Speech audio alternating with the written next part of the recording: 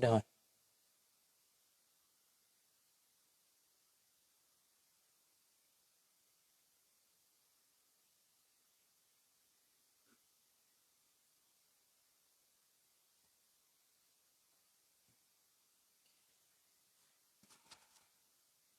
Bismillahirrahmanirrahim. Assalamualaikum warahmatullahi wabarakatuh. Alhamdulillahi ala ihsanihi wa syukru lahu ala taufiqihi wa amtinanihi wa asyhadu an la ilaha illallah wahdahu la syarika lah ta'ziman li sya'nihi wa asyhadu anna Muhammadan abduhu wa rasuluhu da'i ila ridwanih. Allahumma salli wa sallim ala abdika Muhammadin wa ala alihi wa sahbihi wa ikhwanih. Amma ba'du. Allahumma 'allimna ma yanfa'una wanfa'na bima 'allamtana wa zidna ilman ya rabbal alamin.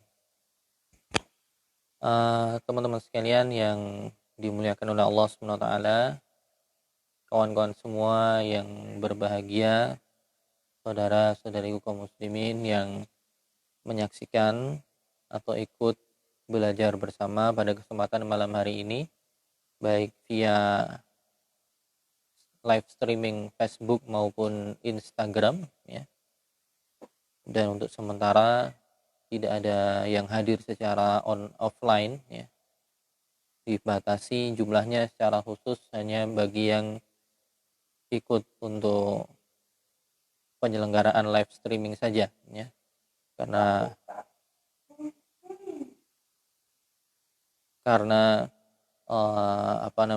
kita manut ya, kita nurut dengan apa yang dihimbaukan dari pihak berwenang, yaitu dari pemerintah setempat yang sementara ya pending atau menunda dulu untuk kajian yang offline-nya, sehingga ini hanya sebatas untuk kajian online saja.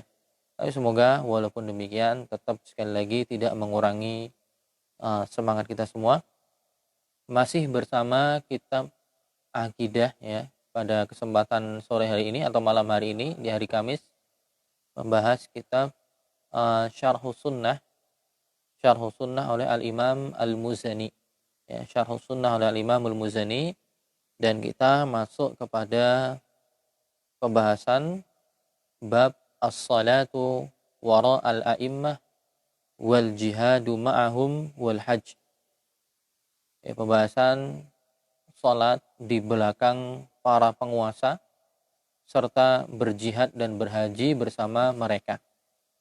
Ya. As-salatu wara'al a'immah, yaitu kita bermakmum salat di belakang penguasa, dan misal ada perintah jihad tetap bersama mereka ya, dan juga haji bersama mereka.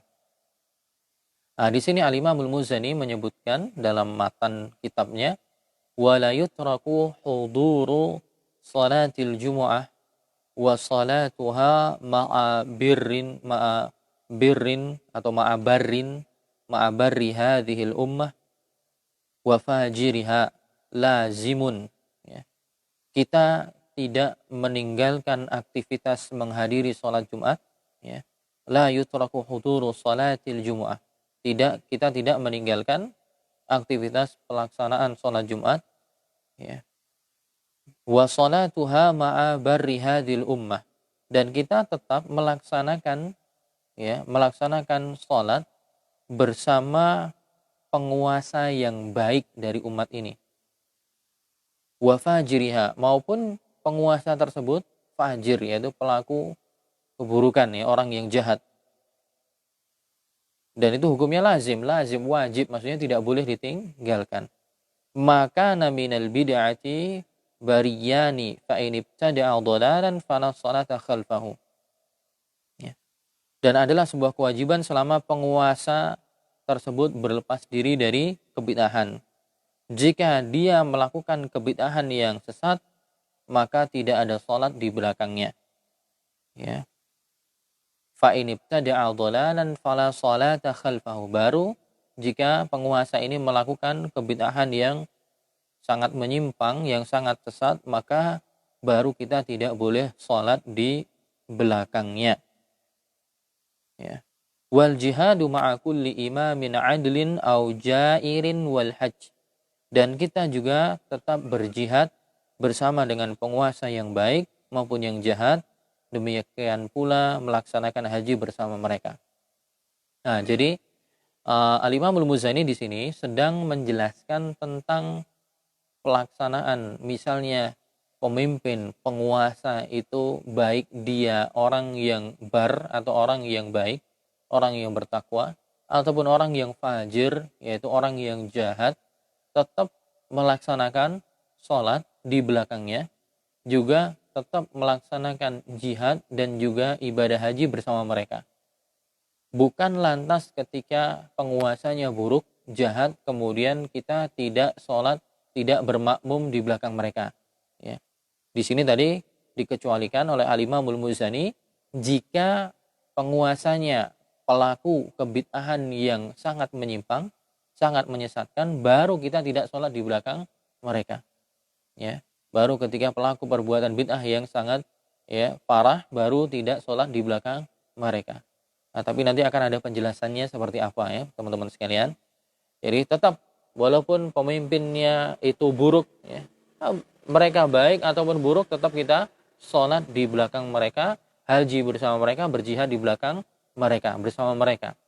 Kecuali jika sampai nanti memunculkan kebid'ahan yang sangat parah, barulah kemudian tidak sholat di belakangnya menurut pendapat Al-Imam Al-Muzani tadi ya. Tapi kita nanti akan lihat syarahnya ya, penjelasannya, pemaparan lebih luasnya seperti apa yang dipaparkan oleh Syekh Ahmad Ibn Yahya An-Najmi rahimahullah taala. Ya. Nah, beliau di sini ya dalam syarahnya di sini dikutipkan dalam kitab Fathur Rabbil Ghani fi Tawdhihi Syarhi Sunnah lil Imam Al-Muzani, di sini di footnote penjelasan dikutipkan perkataan Ibnu Taimiyah. Ya, statement dari Imam Ibnu Taimiyah. Nah, dikatakan di sini menjelaskan tadi ya pernyataan yang disampaikan oleh Al-Imam Al-Muzani, idza dhahara minal musalli ay imamus shalah bid'ah, jika tampak bagi orang yang sholat mendapati imamnya ternyata pelaku perbuatan bid'ah, au fujur, atau pelaku perbuatan kefajiran ya, kejahatan, kemaksiatan besar misalnya, wa amkana shalah khalfa man yu'lam annahu mubtadi', au fasik ma'a imkani shalah khalfa ghairihi. Jadi dia salat di belakang orang yang pelaku kebid'ahan, atau salat di belakang orang pelaku kefasikan, ya orang fasik, dan ada kemungkinan untuk salat di belakang orang lain yang tidak ahli bid'ah dan juga bukan orang fasik, ya. Ini gimana? Apakah kemudian salatnya tidak sah? Jadi misalnya seorang salat di belakang imamnya ini pelaku kemaksiatan atau pelaku kebid'ahan. Sedangkan ada opsi yang lain, sholat di masjid lain, mushola lain, tempat lain, imamnya bukan ahli bid'ah, juga bukan ahli kefajiran. Ahli kefajiran di sini maksudnya ya ternyata imamnya itu kerja di tempat riba misalnya, menghasilkan hartanya dari riba atau dari menipu, atau peminum khamr ya, atau dia pelaku dosa-dosa besar misalnya, tapi dia jadi imam. Nah, tapi masih ada opsi sholat tempat lain yang imamnya tidak demikian. Nah, misalnya tetap sholat di tempat tadi, apakah kemudian sholatnya tidak sah? Ibnu Taimiyah mengatakan aktsaru ahlil ilmi yusahhihuna hadhihi shalah. Yusahhihuna shalatal ma'mum. Mayoritas para ulama tetap menyatakan bahwa sholat di belakang imam yang seperti ini sholatnya tetap sah. Dan ini adalah pendapat dalam mazhab Syafi'i, mazhabnya Abu Hanifah, dan juga salah satu dari pendapat Imam Ahmad dan juga Imam Malik. Ya. Jadi misalnya ada opsi lain, sholat di tempatnya yang lain yang imamnya jelas, ya, bukan pelaku bid'ah, bukan pelaku kemaksiatan, tapi dia tetap sholat di situ. Apakah kemudian tidak sah? Mayoritas ulama mengatakan masih sah. Berarti ada sebagian yang berpendapat mengatakan tidak sah. Ya. Nah, tapi mayoritas mengatakan masih tetap sah. Amma idza lam yakunis shalah illa khalfal mubtadi' awil fajir kal jumu'ah allati imamuha mubtadi' aw fajir wa laysa hunaka jum'ah ukhra fa hadhihi tusalla khalfal mubtadi' wal fajir inda 'amati ahli sunnah wal jamaah. Kalau tadi masih ada opsi untuk pindah. Masih ada opsi untuk pindah ke tempat yang lebih baik saja, mayoritas ulama mengatakan tetap sah sholatnya. Nah, adapun kalau memang tidak ada opsi lain, ya, adanya masjid itu, ya, seperti sholat Jumat. Ya. Sholat Jumat tidak dilaksanakan di setiap masjid. Kalau sholat 5 waktu, setiap masjid musola bisa. Kalau sholat Jumat biasanya, ya, di masjid namanya masjid jami', itu masjid yang besar. Terkadang masjid-masjid kecil, ya, terkadang masjid-masjid kecil tidak melaksanakan sholat Jumat. Adanya di masjid jami'. Nah, ternyata di situ imamnya adalah pelaku kebid'ahan, ya, atau pelaku kefasikan, dan gak ada opsi lain sholat di tempat lain. Kalau ada di tempat lain jauh misalnya, ini gimana?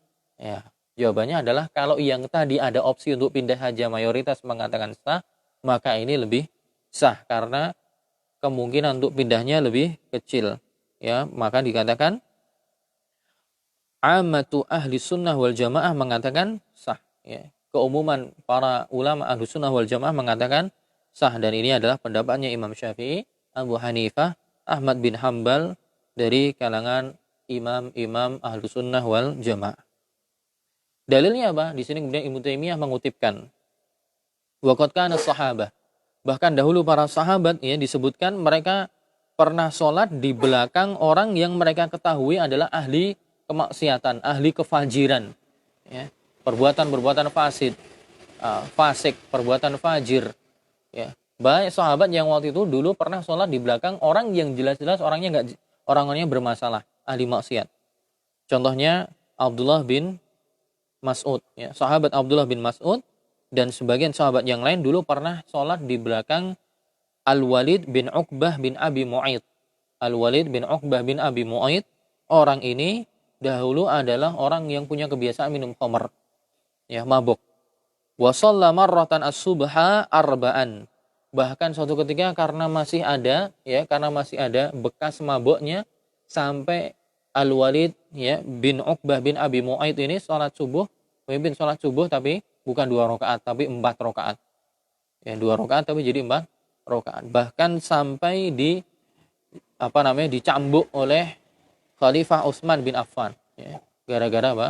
Gara-gara dia mabuk. Ya, ketika ini jelas orang melakukan perbuatan kefajiran. Bahkan juga sahabat yang lain Abdullah bin Umar dan yang selainnya dari kalangan sahabat dahulu, ya, beliau sholat di belakang Al-Hajjaj bin Yusuf Ats-Tsaqafi. Al-Hajjaj bin Yusuf Ats-Tsaqafi ini terkenal, dia adalah orang yang bengis, bahkan banyak para ulama dibunuh, ya, di tangan beliau di masa beliau, tapi nyatanya para sahabat tetap sholat di belakangnya. Nah, ini menunjukkan bahwa sholat mereka sah, ya, tetap sah dilaksanakan di belakang orang-orang ahli fajir seperti ini. Nah, adapun misalnya pelakunya adalah pelaku kebid'ahan, apakah kemudian, ya, pelaku kebid'ahan apakah kemudian sholatnya menjadi tidak sah? Nah, kebid'ahan itu ternyata juga macam-macam. Kebid'ahan itu ada yang bid'ahnya ghairu mukaffirah, ada yang bid'ahnya mukaffirah. Ada perbuatan kebid'ahan yang tidak sampai derajat mengkafirkan, ada juga perbuatan kebid'ahan yang sampai derajat mengkafirkan. Apakah kemudian sholat di belakang mereka, ya, sholat di belakang mereka kemudian sholatnya tidak sah? Nah, ini tentu perlu kita bahas, ya. Nah, di sini Syekh Ahmad bin Yahya An-Najmi mengatakan, beliau mengatakan kafa bid-da'wah ila al-qaul bi khalqil Qur'an dhalalan. Wa qad waqa'at fi ahdil a'immah Ahmad ibn Hanbal wa Ali ibn Madini wa Yahya ibn Ma'in. Salah satu bentuk kebid'ahan yang muncul adalah pernyataan bahwa Quran itu makhluk, ya. Dan itu terjadi di masa Imam Ahmad bin Hanbal, di masa Imam ahli hadis, ya, Ali ibn Madini, Yahya bin Ma'in, ya, Abu Ubaid Al-Qasim ibn Salam dan yang lainnya. Nah, waktu itu, ya, ketika di masa khalifahnya Al-Ma'mun, ya, dan yang setelahnya, ya, ada orang-orang yang masuk ke pemerintahan, kekhilafahan. Jadi orang-orang penting di masa kekhilafahan. yang mana akhirnya mempengaruhi khalifah pada saat itu untuk menyebarkan ideologi bahwa Quran itu makhluk. Ya. Dan para ulama mengatakan bahwa ini adalah perbuatan kebid'ahan yang sampai kebid'ahan kufur, yaitu bid'ah mukaffirah. Nah, tapi nyatanya, ya, wa in kanu saghiran hina wa ghairuhum min ahli sunnah wa ma'a dzalika lam yanhau 'anis shalah khalfa man da'u ila bid'atil qaul bi khalqil Qur'an.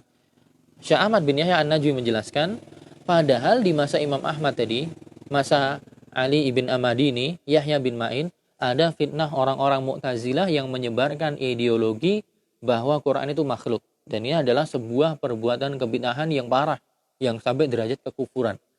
Nah, tapi poinnya, nyatanya orang-orang Mu'tazilah yang jadi imam sholat pada saat itu, kemudian banyak ahlu sunnah yang sholat di belakangnya, nyatanya para imam ini dahulu dikatakan tidak melarang para makmum. Harusnya kalau memang sholatnya kemudian tidak sah, harusnya mereka melarang. Jangan sholat di belakang mereka. Cari sholat tempat sholat yang lain. Atau sholat sendiri.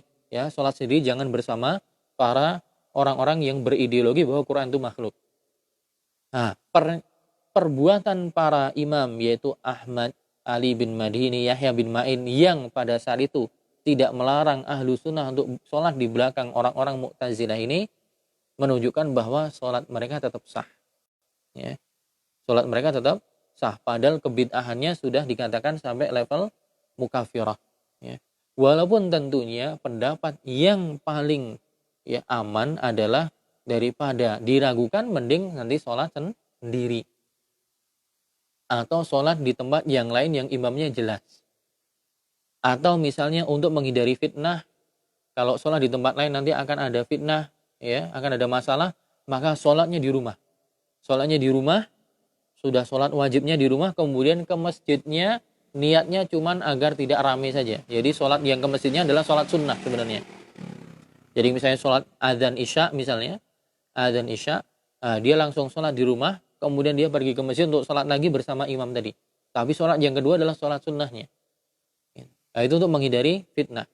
Tapi misalnya ada opsi untuk sholat tempat lain, itu merupakan lebih afdol. Memperhatikan karena ada sebagian ulama yang mengatakan sholat di belakang ahli bid'ah yang seperti ini tidak sah. Ya. Tapi Syekh Ahmad bin Yahya An-Najmi di sini menjelaskan bahwa nyatanya di zaman Imam Ahmad yang sholat di belakang pelaku kebid'ahan yang sampai mukaffirah seperti itu, nyatanya mereka tidak melarangnya. Ya. Berarti di sini pensyarah alias yang menjelaskan matan yang dibawakan oleh Al-Imamul Muzani, Syekh Ahmad bin Yahya di sini menyelisihi penulisnya, ya, menyelisihi penulisnya. Jadi pengen aman, ya mending cari imam yang lain, atau sholat sendiri di rumah, baru nanti di masjid diniatkan sholat sunnah untuk menjaga kondusivitas agar aman, tidak ada pertikaian, tidak ada prasangka buruk, ya. Atau mungkin membuat jamaah sendiri atau tempat lain sholat di musola yang lain atau masjid yang lainnya. Nah, kemudian teman-teman sekalian, berarti di sini ya kalau imamnya pelaku bid'ah besar saja, nyatanya masih banyak ulama yang mengatakan sholat di belakangnya masih sah, maka tentunya bid'ah yang levelnya di bawah itu jelas lebih sah. Ya, apalagi ketika sholat bersama mereka lebih bisa menjaga keamanan, tidak terjadi percekcokan, tidak terjadi masalah, maka ini tentunya lebih dianjurkan. Kenapa? Karena ada sebagian saudara-saudara kita yang mohon maaf ya, mungkin dalam pandangan kita mereka berbuat kebid'ahan, misalnya ya yang melakukan ritual-ritual maulid misalnya, atau bagi yang berpendapat kunut subuh misalnya bid'ah misalnya, ya. Atau ritual-ritual kebid'ahan yang lain misalnya, sering menghidupkan malam-malam yasinan atau tahlilan dan semisalnya. Kemudian ada teman-teman yang sudah ngaji. Nah, dia sudah ngaji, kemudian dia mendapati di kampungnya imamnya adalah orang yang mimpin tahlil misalnya. Imamnya adalah orang yang mimpin yasinan, orang yang mimpin peringatan maulid misalnya. Nah, kemudian apa? Dia nggak mau sholat di situ, beranggapan bahwa sholatnya tidak sah. Nah, ini keliru. Dari sini kita tahu yang bid'ahnya level tinggi saja tetap mengatakan sah. Apalagi yang bid'ahnya di bawah itu. Berarti tetap sholatnya sah.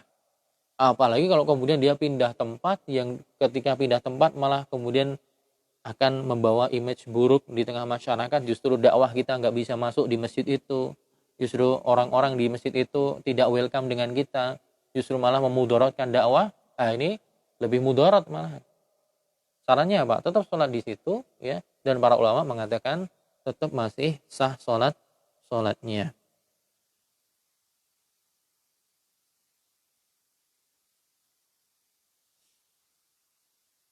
Wa ma dzalika lam yanhau 'anis shalah khalfa man da'au ila bid'atil qawbi khalqil Qur'an. Walaupun seperti itu, di zaman Imam Ahmad yang ada fitnah, ya, ideologi bahwa Quran itu makhluk, nyatanya para ulama dahulu tidak melarang orang-orang untuk sholat di belakang orang yang berideologi bahwa Quran itu makhluk. Lam yanhahu salaf an dzalik. Para ulama salaf tidak melarangnya. Fa idza kana imaman fas salatu wara'ahu amrun matlub. Ya. Di anna tarka dzalika yujibu ikhtilafal kalimah wa rubbama yuaddi ila taqatul wa ma asbaha dzalik. Jadi kalau ada imam yang memang sudah dipilih untuk sholat, maka sholat di belakangnya bagi makmumnya adalah sesuatu yang dituntut. Karena meninggalkan hal itu, dia sholat sendiri atau membuat jamaah baru atau yang lainnya, justru malah akan memecah belah kalimat, ya, persatuan. Dan bisa jadi terkadang malah menimbulkan percekcokan, perselisihan, dan yang semisalnya. Idzan fal mubtadi idza kana imaman wa da'a ila bid'atin fala yuqal innaka la tusalli khalfah. Syekh Ahmad bin Yahya An-Najmi mengatakan, jadi jika ada pelaku kebid'ahan atau ahli bid'ah, ya, misalnya dia jadi imam, ya, maka jangan kamu mengatakan kepada yang lain jangan sholat di belakang dia, ahli bid'ah. In amkana ka anta jida maladan fadhhab ilaih. Kalau memang ada opsi tempat yang lain yang kamu memang lebih tenang, tentram di situ, ya silahkan, tidak apa-apa, silahkan cari tempat yang lain. Jika tidak ada kemungkinan seperti itu, cari tempat yang lain yang kamu bisa aman, tentram, yang imamnya kamu yakini akidahnya benar, tapi adanya cuma itu, ya udah sholat bersama dia, tidak ada masalah, tetap sholatnya sah. Atau opsi yang lain apa? Shalli awwalan as-shalah fi baitik, tsumma dhhab fasalli ma'ahu nafil. Atau opsi yang lain, jika kita pengen lebih tenang, ya udah sholat dulu di rumah. Sholat dulu di rumah, tadi seperti saya katakan, adzan isya misalnya, sholat dulu di rumah. Jadi diniatkan sholat yang di rumah itu sholat wajib, kemudian dia pergi ke masjid, tapi niat sholat yang kedua adalah sholat sunnah. Itu boleh, ya. Itu boleh. Daripada dia ketika sholat di masjid ragu-ragu ini sah atau tidak, maka sholat dulu di rumah yang sebagai kewajibannya itu jelas sudah sah, nanti baru yang di masjidnya sholat yang kedua itu sholat sunnah. Misalnya ternyata tidak sah, maka sudah gugur kewajibannya. Ya. Kemudian wal jihadu ma'a kulli imam adlin au jairin wal hajj. Juga dalam masalah sholat tadi seperti itu, begitu juga dalam cakupan masalah jihad, ya, ketika pemimpin memerintahkan, ya, untuk berjihad melawan orang-orang yang menyerang kaum muslimin, orang-orang kafir, orang musyrik dan semisalnya, tetap ikut bersama mereka walaupun pemimpinnya mungkin ini tidak terlalu soleh atau ada kefajiran, ada kefasikan dan yang semisalnya, ya. Juga dalam masalah haji juga tetap ikut di belakangnya. Nah ini pembahasan berkaitan dengan tetap mengikuti pemimpin, juga berkaitan tentang sholat di belakang pemimpin misalnya atau imam yang mungkin dia punya sisi kefajiran atau juga punya sisi, ya, perbuatan kebid'ahan. Tetap di belakang mereka dan sah-sah saja. Kemudian di pembahasan selanjutnya, mengqashar sholat dan bolehnya memilih antara berpuasa dan berbuka ketika safar. Masalah mengqashar sholat, ya. Jadi ketika safar, sholatnya diqashar 4 rakaat jadi 2. Dan juga bolehnya memilih antara berpuasa atau berbuka ketika safar. Al-Imamul Muzani mengatakan, wa iksarus shalah fil asfar. Dan mengqashar salat ketika safar, wal ikhtiyar fihi bainas shiyam wal iftar. Dan ketika safar boleh memilih apakah tetap berpuasa atau berbuka. Ini misalnya orang safar ketika Ramadan, ya. Ketika Ramadan dia safar, dia punya 2 opsi. Boleh silahkan puasanya tetap lanjut atau boleh berbuka. Insya'a shoma wa insya'a aftar. Kalau dia menghendaki dia boleh tetap puasa. Kalau dia tidak ingin puasa, maka boleh bagi dia untuk berbuka. Ya, teman-teman sekalian, mungkin ada yang bertanya, ini kan buku akidah gitu. Ini kan pembahasan akidah, kenapa ini dibahas di sini gitu? Padahal masalah mengqashar sholat, menjamak sholat, boleh puasa atau tidak, ini kan harusnya masuk ke masalah ahkam, itu masuk ke masalah hukum-hukum fikih. Tapi kenapa dimasukkan ke pembahasan akidah? Jadi kan aneh gitu.